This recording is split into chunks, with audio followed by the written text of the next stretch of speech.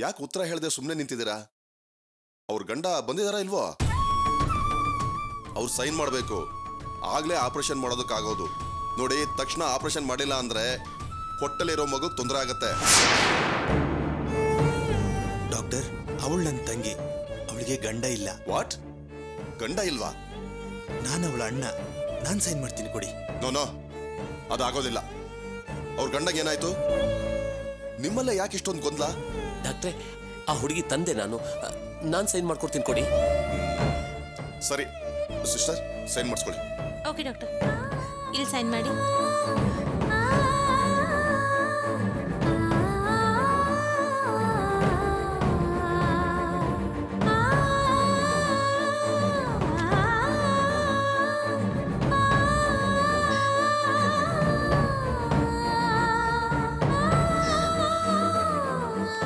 Doctor, Ramesh, Archana ಸ್ಥಿತಿ ತುಂಬಾ serious ಆಗಿದೆ. ನಾರ್ಮಲ್ ಡೆಲಿವರಿಗೆ ಚಾನ್ಸೇ ಇಲ್ಲ.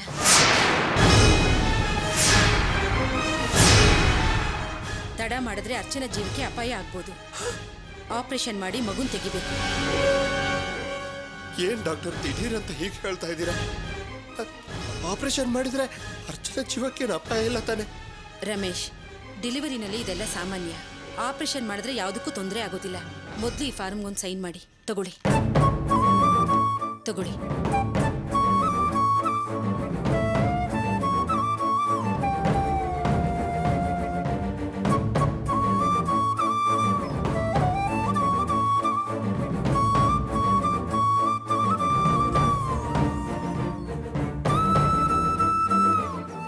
ರಮೇಶ, ಬೇಗ ಸೈನ್ ಮಾಡೋ.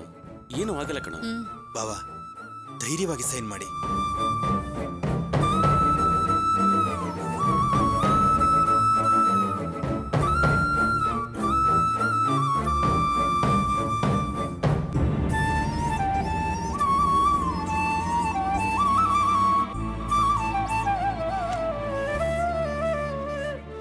ಸಿಸ್ಟರ್, ಅರ್ಚನನ ಬೇಗ ಆಪರೇಷನ್ ಥಿಯೇಟರ್ಗೆ ಶಿಫ್ಟ್ ಮಾಡಿ. Okay doctor.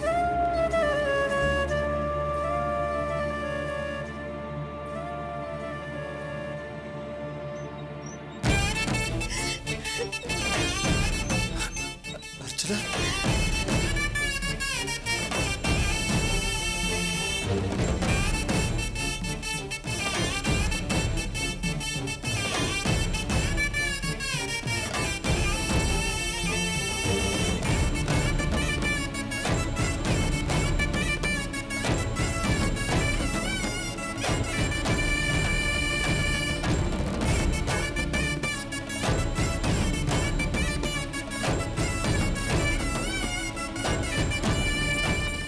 ಅರ್ಚನಾ,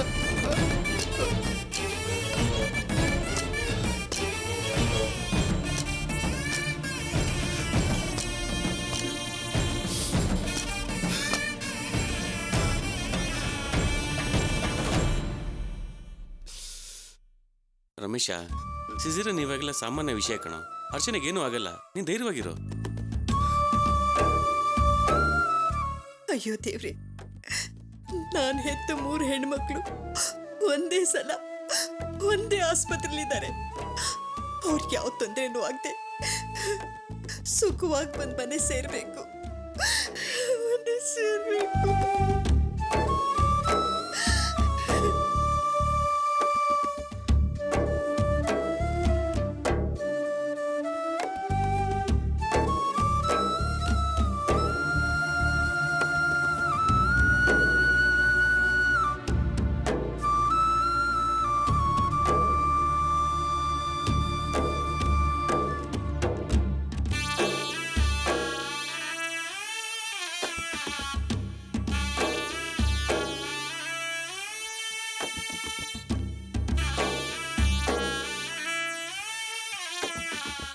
ಶೇಖರ್, ನೀವೆಲ್ಲ ಮನೆಗೆ ಹೊರಡಿ.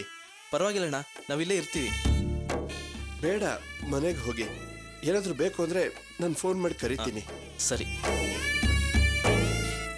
ಬರ್ತೀವಣ್ಣ. ಬನ್ನಿ, ಬರ್ತೀವಿ ಸರ್.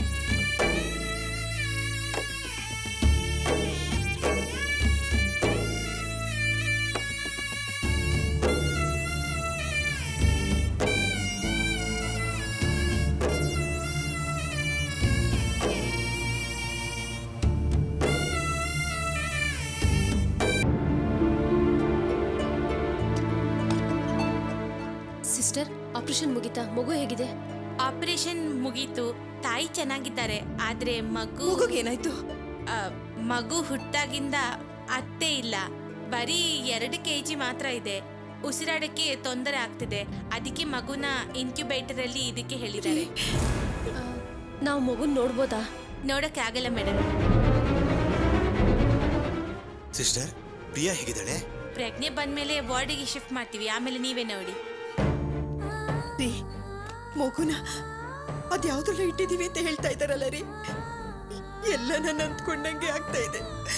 ನನ್ ಯಾಕೋ ತುಂಬಾ ಭಯ ಆಗ್ತಾ ಇದೆ ರೀ. ಪಾರ್ವತಿ, ಪ್ರಿಯಾ ದೊಡ್ಡ ಆಪತ್ತಿಂದ ಪಾರಾಗಿದ್ದಾಳೆ. ಅದಕ್ಕೆ ಸಂತೋಷ ಪಡೋದು ಬಿಟ್ಟು ಬೇರೆ ವಿಷಯಕ್ಕೆಲ್ಲ ಯಾಕೆ ತಲೆ ಕೆಡಿಸ್ಕೊಳ್ತಿದ್ಯಾ? ರಮೇಶ, ನೀನೇನು ಯೋಚನೆ ಮಾಡ್ತಿದ್ಯಾ? ಎಲ್ಲ ಒಳ್ಳೇದಾಗತ್ತೀರೋ? ಅಲ್ಲ, ಮಗು ಗಂಡೋ ಹೆಣ್ಣು ಅನ್ನೋದನ್ನ ಹೇಳಲೇ ಇಲ್ವಲ್ಲ ರೀ. ರತ್ನ, ಸ್ವಲ್ಪ ಸುಮ್ಮನೆ ಇರ್ತೀಯಾ? ಲೋ ಶಿವ, ಅರ್ಚನೆಗೆ ಏನಾಯ್ತು ಏನು ಅಂತ ಏನು ಹೇಳಲೇ ಇಲ್ವಲ್ಲೋ? ಮಗು ಹುಟ್ಟಿದ ಕೂಡಲೇ ಹೊರಗೆ ಕರ್ಕೊಂಬಂದು ತೋರಿಸ್ತಾರಲ್ಲ. ಏಯ್, ಸ್ನಾನ ಮಾಡಿಸೋದು ಬೇಡವೇನ? ಸ್ನಾನ ಮಾಡಿಸಿದ್ಮೇಲೆ ಕರ್ಕೊಂಬಂದು ತೋರಿಸ್ತಾರೆ. ನನಗೆ ಮಗು ನೋಡ್ಲೇಬೇಕು ಅಂತ ಅನಿಸ್ತಾ ಇದೆ. ಎಲ್ಲ ಅಪ್ಪಂದಿರಿಗೂ ಆಸೆ ಇದ್ದೇ ಇರುತ್ತೆ. ಮಗು ನನ್ನ ಆಗಿದ್ಯಾ ಅಥವಾ ಅಮ್ಮನಾಗಿದ್ಯಾ ಅಂತ ನೋಡ್ಬೇಕು ಅಂತ ಆಸೆ ಇದ್ದೇ ಇರುತ್ತೆ ಕಣ. ಲೋ ಶಿವ, ನಾನು ಹೇಳಿದ್ದು ಮಗು ನೋಡ್ಬೇಕು ಅಂತಲ್ಲ, ನಾನು ಅರ್ಚನೆನ ನೋಡ್ಬೇಕು ಅಂತ. ನಾನು ಮೊದಲು ಅರ್ಚನೆ ನೋಡ್ಬೇಕು, ಅವಳ ಮುಖದಲ್ಲಿ ನಗು ನೋಡ್ಬೇಕು, ಆಮೇಲೆ ಮಗು ನೋಡ್ತೀನಿ.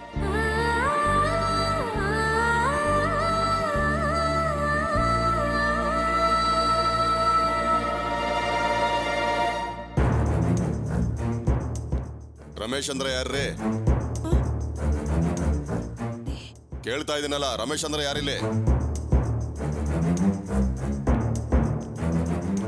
ರಮೇಶ್ ಅಂದ್ರೆ ನಾನೇ ಸರ್. ಬಾರಯ್ಯ ಸ್ಟೇಷನ್ಗೆ. ಏನ್ ಸರ್ ಇದು? ಸ್ಟೇಷನ್ಗೆ ಬಾ ಅಂತ ಕತ್ತಿನ ಪಟ್ಟಿ ಹಿಡಿದು ಹೇಳ್ತಾ ಇದೀರಲ್ಲ, ನಾನು ಏನ್ ಸರ್ ತಪ್ಪು ಮಾಡಿದ್ದೀನಿ? ಒಬ್ಬನ್ ಸಾವಿಗೆ ಕಾರಣ ಆಗಿ ಏನ್ ತಪ್ಪು ಮಾಡಿದೀನಿ ಅಂತ ಕೇಳ್ತಾ ಇದೀಯಾ? ಸರ್, ಸತ್ತ ಅದೊಂದು ಪೊರ್ಕಿ, ಅವನೇ ಕಾರಿಗೆ ಬಿದ್ದು ಸತ್ತ. ಅದಕ್ಕೆ ಇವನೇನ್ ಮಾಡಕ್ಕಾಗತ್ತೆ ಸರ್? ಯೋ, ಇವ್ನ ಅಟ್ಟಿಸ್ಕೊಂಡು ಹೋಗಿದ್ದಕ್ಕೆ ತಾನೇ ಅವ್ನು ಸತ್ತೋಗಿದ್ದ. ಇನ್ಸ್ಪೆಕ್ಟ್ರೆ, ರಾಮ್ ಮೇಲೆ ಈಗಾಗಲೇ ಕಂಪ್ಲೇಂಟ್ ಇದೆ. ನೀವು ಕೂಡ ಅವ್ರನ್ನ ಹುಡುಕ್ತಾ ಇದ್ದೀರಾ. ಹೀಗಿರುವಾಗ ಇವ್ರನ್ನ ಏನ್ ಬೇಕಾದ್ರೂ ಆಗಿರ್ಲಿ, ಅವ್ನ್ ದೊಡ್ಡ ಕೊಲೆಗಾರ ಆಗಿರ್ಲಿ, ಅವನ್ ಸಾವಿಗೆ ಕಾರಣ ಇವನು. ಬರಯ್ಯ ಸ್ಟೇಷನ್ಗೆ. ನೋಡಿ, ಇವ್ರ ಹೆಂಡತಿ ಆಪರೇಷನ್ ಥಿಯೇಟರ್ ಇದ್ದಾರೆ. ಅವಳಿಗೆ ತುಂಬಾ ಸೀರಿಯಸ್ ಆಗಿದೆ. ಯಾವ ಮಗು ಅಂತ ಗೊತ್ತಿಲ್ಲ. ಇಂಥ ಸಮಯದಲ್ಲಿ ಇವ್ರನ್ನ ಕರ್ಕೊಂಡು ಹೋಗ್ಬೇಡಿ, ನಿಮ್ ತಮ್ಮಯ್ಯ ಅಂತ. ನೋಡಿಮ್ಮ, ಈ ಸೆಂಟಿಮೆಂಟ್ ಎಲ್ಲ ನಮ್ ಮುಂದೆ ಕೆಲ್ಸಕ್ಕೆ ಬರಲ್ಲ. ಏನಿದ್ರು ಸ್ಟೇಷನ್ಗೆ ಬಂದು ಮಾತಾಡಿ, ಇಲ್ಲ ಕೋರ್ಟ್ಗೆ ಹೋಗಿ ಬಿಡ್ಸ್ಕೊಂಬನ್ನಿ. ಬರಯ್ಯ ಸ್ಟೇಷನ್ಗೆ.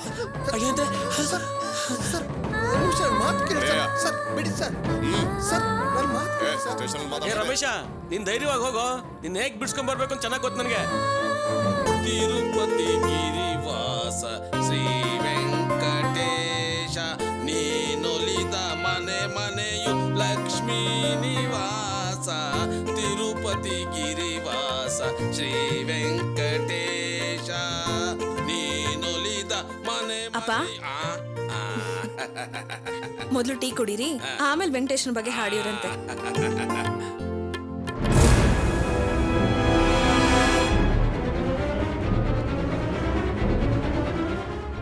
ಅಣ್ಣ, ಏನಣ್ಣ ಇಲ್ಲೇ ಕೂತಿದ್ದೀರಾ ನೀವು?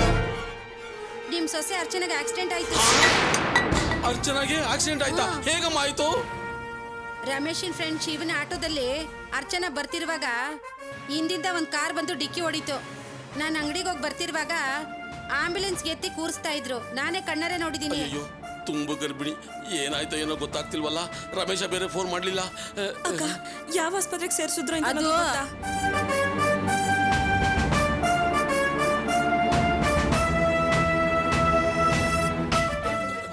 ನಡಿಯಮ್ಮ, ಹೋಗೋಣ.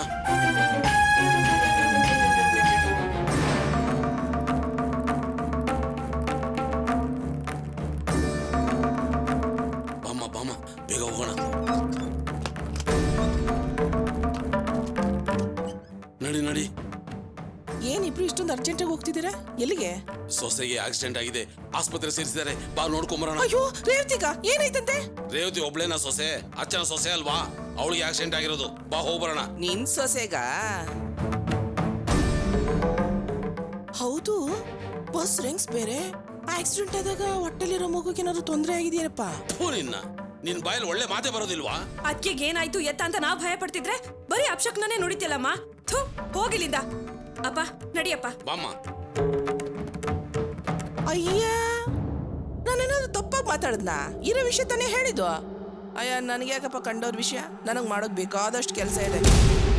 ಹೇಳಯ್ಯ, ಅವನ್ಯಾಕ ಕೊಲೆ ಮಾಡ್ದೆ? ಸರ್ ನಾನಿಲ್ಲ ಸರ್ ಕೊಲೆ ಮಾಡಿದೆ. ನಾವು ಓಡಿಸ್ಕೊಂಡು ಹೋಗ್ತಾ ಇರ್ಬೇಕಾದ್ರೆ ಅವನೇ ಕಾರಿಗೆ ಸಿಕ್ಕಿ ಸತ್ತೋಗ್ಬಿಟ್ಟ.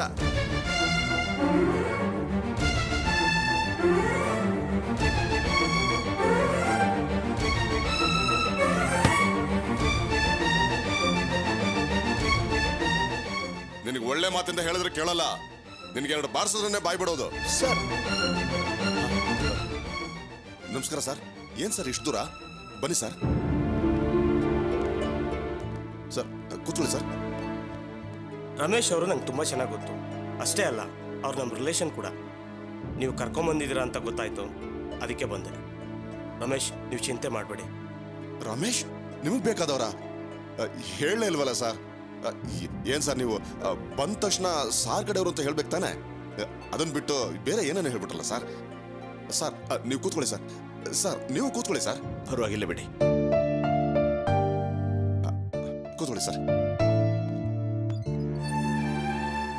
ಏನ್ ಕೇಸ್ ಮೇಲೆ ಇವ್ರನ್ನ ಕರ್ಕೊಂಡ್ ಬಂದಿದ್ದೀರಿ? ಅದೇನಿಲ್ಲ ಸರ್, ಸಾರ್ ಒಬ್ಬನ ಅಟ್ಸ್ಕೊಂಡು ಹೋಗಿದ್ದಾರೆ. ಅವನ್ ಕಾರಿಗೆ ಸಿಕ್ಕಿ ಸತ್ತೋಗ್ಬಿಟ್ಟ. ಅದಕ್ಕೆ ಅರೆಸ್ಟ್ ಮಾಡಿದೀವಿ. ಅವನ್ ಮೊದಲೇ ಒಂದು ಕೊಲೆ ಮಾಡಿ ತಲೆ ತಪ್ಸ್ಕೊಂಡು ಓಡಾಡ್ತಾ ಇದ್ದ.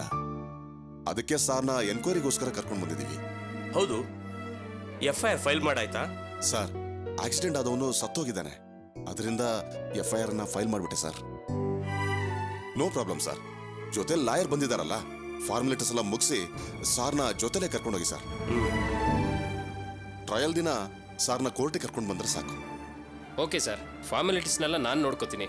ನೀವು ಅವ್ರನ್ನ ಕರ್ಕೊಂಡು ಹೋಗಿ ಸರ್. ಸರ್ ಎಲ್ಲ ನಾವು ನೋಡ್ಕೋತೀವಿ, ಇವ್ರನ್ನ ಕರ್ಕೊಂಡೋಗಿ ಸರ್. ಹೋಗೋಣ ರಮೇಶ್. ಲಾಯರ್ ಸಾಹೇಬ್ರೆ, ನೀವೇ ಹೇಗೆ ಬರ್ತೀರಾ? ನಾನು ಆಟೋದಲ್ಲಿ ಬರ್ತೀನಿ ಸರ್. ರಮೇಶ್, ಇಲ್ಲೊಂದು ಸೈನ್ ಮಾಡಿ.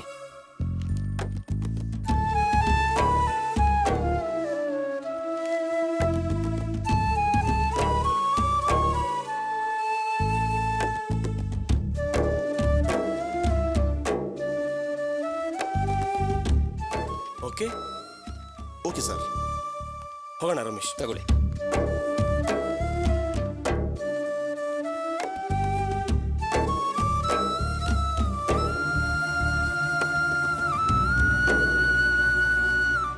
ಏನ್ ರಮೇಶ್, ಇಂಥ ಸಮಯದಲ್ಲಿ ನಂಗೊಂದು ಫೋನ್ ಮಾಡಬೇಕು ಅಂತ ಗೊತ್ತಾಗ್ಲಿಲ್ವಾ? ಶಿವು ಫೋನ್ ಮಾಡಿದ್ಮೇಲೆ ನಂಗೆ ವಿಷಯ ಗೊತ್ತಾಯ್ತು. ತುಂಬಾ ಥ್ಯಾಂಕ್ಸ್ ಸರ್. ಏನ್ ರಮೇಶ್, ಥ್ಯಾಂಕ್ಸ್ ಹೇಳಿ ನನ್ನನ್ನು ಬೇರೆಯವ್ರು ಮಾಡ್ತಿದ್ದೀರಿ. ರಮೇಶ, ಯಾಕೋ ಒಂಥರ ಇದೆಯಾ? ಇನ್ಸ್ಪೆಕ್ಟರ್ ನಿನ್ ಮೇಲೆ ಕೈ ಮಾಡಿದ್ರಾ? ಅದೆಲ್ಲ ಏನಿಲ್ಲ ಕಣ. ಆದ್ರೆ ಇನ್ಸ್ಪೆಕ್ಟ್ರು ಸರ್ ಬರೋಕ್ ಮುಂಚೆ ಒಂಥರ ಮಾತಾಡಿದ್ರು, ಸರ್ ಬಂದ್ಮೇಲೆ ಬೇರೆನೇ ತರ ಮಾತಾಡಿದ್ರು. ಅದೇ ಇನ್ಸ್ಪೆಕ್ಟರ್ ಅಂತ ನನಗೆ ಡೌಟ್ ಬಂತು. ಇಲ್ಲ ರಮೇಶ್, ಕೆಲವು ಪೊಲೀಸ್ನವರೇ ಹಾಗೇನೆ. ಸರಿ ಬಿಡಿ ರಮೇಶ್, ನಿಮ್ಮ ವೈಫ್ ಕ್ರಿಟಿಕಲ್ ಕಂಡೀಷನ್ ಅಲ್ಲಿ ಇದ್ದಾರೆ ಅಂತ ಗೊತ್ತಾಯ್ತು. ಹಾಸ್ಪಿಟಲ್ಗೆ ಹೌದು, ಬನ್ನಿ. ಬನ್ನಿ ಸರ್, ಬರ.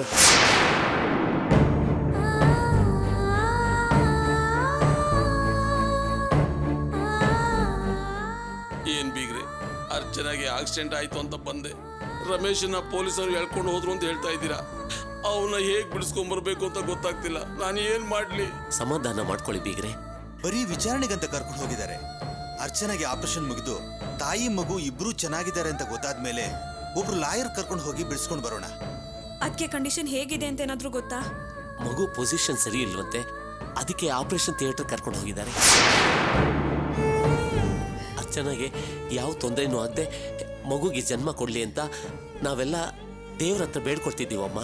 ಅಯ್ಯೋ, ಅರ್ಚನಾ ರಮೇಶನಿಗೆ ಮಗು ಅಂದ್ರೆ ಪ್ರಾಣ. ಅಪ್ಪ ಉಜ್ಜಿನಹಳ್ಳಿ ಬೀರೇಶ್ವರ, ತಾಯಿ ಮಗುನ ಕಾಪಾಡೋ ಭಾರ ನಿಂದಪ್ಪ.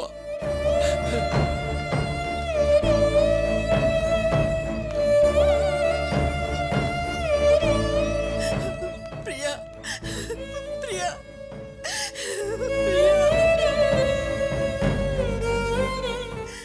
ನೀವೇನು ಭಯ ಪಡ್ಬಿಡಿ. 1 hour ಆದ್ಮೇಲೆ ಪ್ರಜ್ಞೆ ಬರುತ್ತೆ. ವಾರ್ಡಿಗೆ ಬಂದು ನೋಡಿ.